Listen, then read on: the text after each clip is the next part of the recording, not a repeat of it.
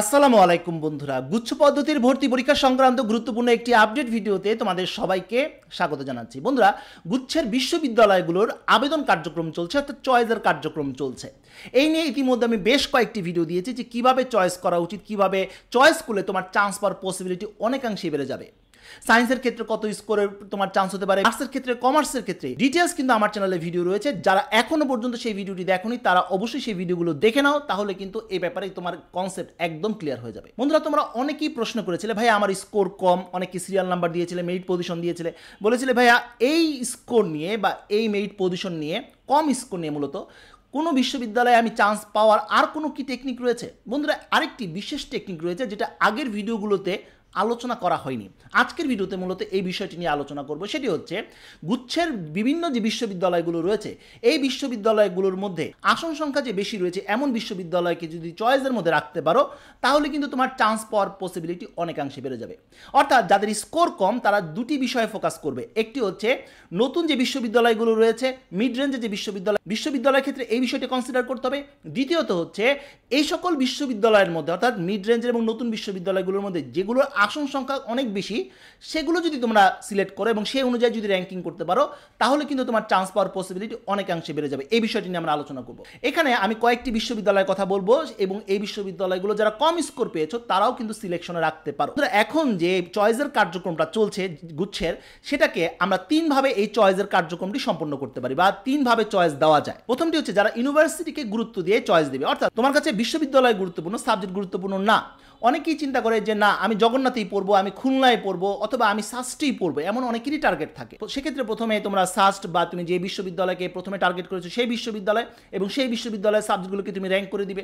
তারপর পরবর্তীতে যে কয়টা বিশ্ববিদ্যালয় তুমি আবেদন করবে সেগুলো তুমি সাজিয়ে দিতে পারো। অর্থাৎ বিশ্ববিদ্যালয়কে গুরুত্ব দিয়ে সাবজেক্ট সাজিয়ে দেওয়া, এটা কিন্তু একটা পদ্ধতি। দ্বিতীয় পদ্ধতি, এবং এটা সবচেয়ে জনপ্রিয় পদ্ধতি এবং এটাই হওয়া উচিত, সেটি হচ্ছে সাবজেক্টকে গুরুত্ব দিয়ে সাবজেক্ট চয়েস করা।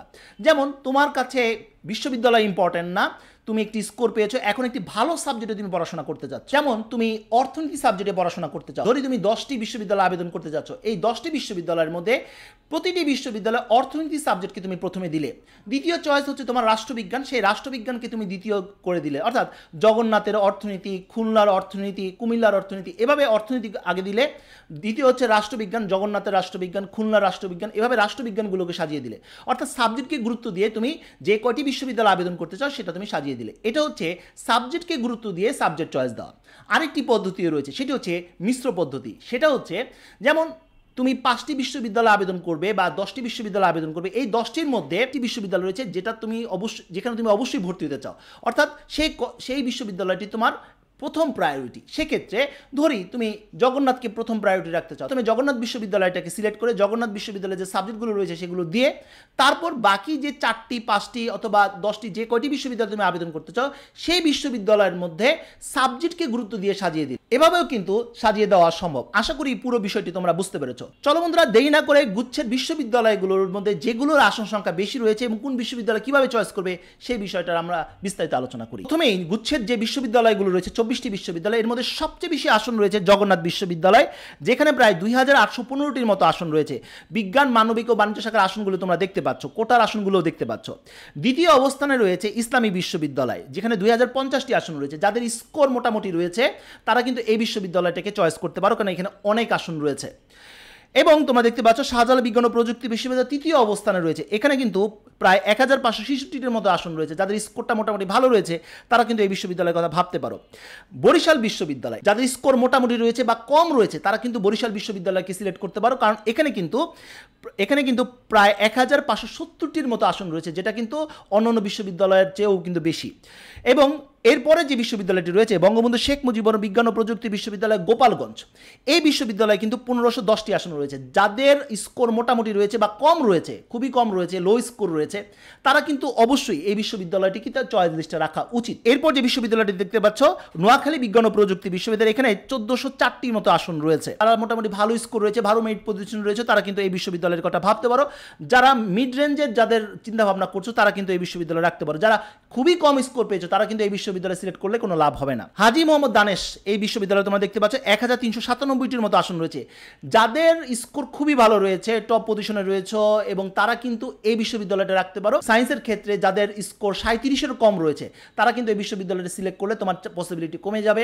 আর যাদের আর্টস বা কমার্সের ক্ষেত্রে যাদের স্কোর 40-এরও নিচে রয়েছে তাদের কিন্তু এই বিশ্ববিদ্যালয় চয়েস করলে কিন্তু এখানে চান্স না পাওয়ার পসিবিলিটি রয়েছে। যাই হোক বন্ধু, এরপরে যে বিশ্ববিদ্যালয়টির কথা বলবো এবং এটা কিন্তু খুব চমৎকার একটি বিশ্ববিদ্যালয় সবার জন্য, অর্থাৎ মিড রেঞ্জের এবং যাদের কম স্কোর রয়েছে, যাদের মিড লেভেলের স্কোর রয়েছে তারা কিন্তু এই বিশ্ববিদ্যালয়কে চয়েস করতে পারো। সেটি হচ্ছে বেগম রোকেয়া বিশ্ববিদ্যালয়।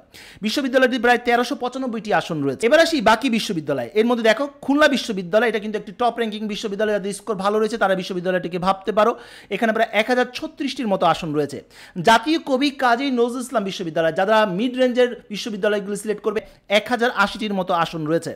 কুমিল্লা বিশ্ববিদ্যালয়কে সিলেক্ট করতে পারো যারা মিড রেঞ্জের কথা ভাবছো, 1030টি আসন রয়েছে। যশোর বিজ্ঞান ও প্রযুক্তি বিশ্ববিদ্যালয়ে 915টি আসন রয়েছে। যারা খুবই ভালো স্কোর পেয়েছো তারা এই বিশ্ববিদ্যালয়টার কথা ভাবতে পারো। পাবনাতে রয়েছে 920টি, এটা মিড রেঞ্জের চিন্তা ভাবনা করতে পারো। মাওলানা ভাসানী, এখানে প্রায় 875টি আসন রয়েছে। যাদের স্কোর মোটামুটি মানের রয়েছে, মিড লেভেলের বিশ্ববিদ্যালয়ের কথা চিন্তা করছো তারা কিন্তু এই বিশ্ববিদ্যালয়টিতে আবেদন করতে পারো। যাদের স্কোর খুবই কম রয়েছে এবং আর্টসের ক্ষেত্রে যাদের প্রায় 42-এরও কম স্কোর রয়েছে বা 42-এর আশেপাশে স্কোর রয়েছে, কমার্সের ক্ষেত্রে 48-এর আশেপাশে স্কোর রয়েছে, তারা কিন্তু রবীন্দ্র বিশ্ববিদ্যালয়কে চিন্তা করতে পারো, পটুয়াখালী বিশ্ববিদ্যালয়কে ভাবতে পারো, বঙ্গমাতা শেখ ফজিলাতুন্নেসা বিজ্ঞান ও প্রযুক্তি বিশ্ববিদ্যালয়কে চিন্তা করতে পারো। এখানে তোমরা দেখতে পাচ্ছ যথাক্রমে 350টি আসন, 225টি আসন, 250টি আসন রয়েছে। এখন যে বিশ্ববিদ্যালয়ের কথা বলবো তারা হচ্ছে এই বিশ্ববিদ্যালয়গুলোতে যাদের স্কোর খুবই কম, অর্থাৎ যারা সায়েন্সের শিক্ষার্থী 35-এর নিচে যাদের স্কোর রয়েছে বা 35-এর আশেপাশে স্কোর রয়েছে, আর্টসের ক্ষেত্রে যাদের 42-এর আশেপাশে স্কোর রয়েছে বা এর চেয়ে কম রয়েছে, 40-এর ঘরে রয়েছে, অথবা কমার্সের শিক্ষার্থী যাদের 48-এর আশেপাশে বা 45-এর ঘরে স্কোর রয়েছে তারা এই বিশ্ববিদ্যালয়ের কথা ভাবতে পারো। অর্থাৎ তোমাকে যদি আবেদন করতেই হয় বা আবেদন করতেই চাচ্ছ তখন তোমরা এই বিশ্ববিদ্যালয়ের কথা চিন্তা ভাবনা করতে পারো। সেক্ষেত্রে রাঙামাটি বিজ্ঞান ও প্রযুক্তি বিশ্ববিদ্যালয়, শেখ হাসিনা বিশ্ববিদ্যালয়, বঙ্গবন্ধু শেখ মুজিবুর বিশ্ববিদ্যালয় কিশোরগঞ্জ, চাঁদপুর বিজ্ঞান ও প্রযুক্তি বিশ্ববিদ্যালয়, সুনামগঞ্জ বিজ্ঞান ও প্রযুক্তি বিশ্ববিদ্যালয় এবং বঙ্গবন্ধু শেখ মুজিবুর রহমান বিজ্ঞান ও প্রযুক্তি বিশ্ববিদ্যালয় পিরোজপুর, এই বিশ্ববিদ্যালয়গুলির কথা ভাবতে পারো। কারণ এখানে তোমরা আসনগুলো দেখতে পাচ্ছ, এগুলো ছাড়া কিন্তু কোনো অপশন কিন্তু তোমাদের কাছে নেই। বন্ধুরা, আশা করি তোমরা বুঝতে পেরেছো যাদের স্কোর কম রয়েছে এবং যারা মিড রেঞ্জের বিশ্ববিদ্যালয় এবং কম জনপ্রিয় বিশ্ববিদ্যালয় আবেদন করার কথা ভাবছো, তারা এই যে কয়টি বিশ্ববিদ্যালয় তোমরা আবেদন করবে সেই সকল বিশ্ববিদ্যালয়ের মধ্যে যাদের আসন সংখ্যা বেশি রয়েছে, শর্তের ব্যাপারে শিথিল করা হয়েছে, তারা সেই বিশ্ববিদ্যালয়গুলো চয়েস করে, এতে কিন্তু তোমার চান্স পাওয়ার পসিবিলিটি অনেকাংশে বেড়ে যাবে। তো বন্ধুরা, এই ছিল আজকের মতো ভিডিও। পরবর্তী আপডেট এবং সঠিক তথ্যের জন্য আমার চ্যানেলটি সাবস্ক্রাইব করে রাখার অনুরোধ রইল। বন্ধুরা, আজ এই পর্যন্ত, সবাই ভালো থাকো, সুস্থ থাকো, দেখা হবে আগামী কোনো ভিডিওতে। সে পর্যন্ত আল্লাহ হাফেজ।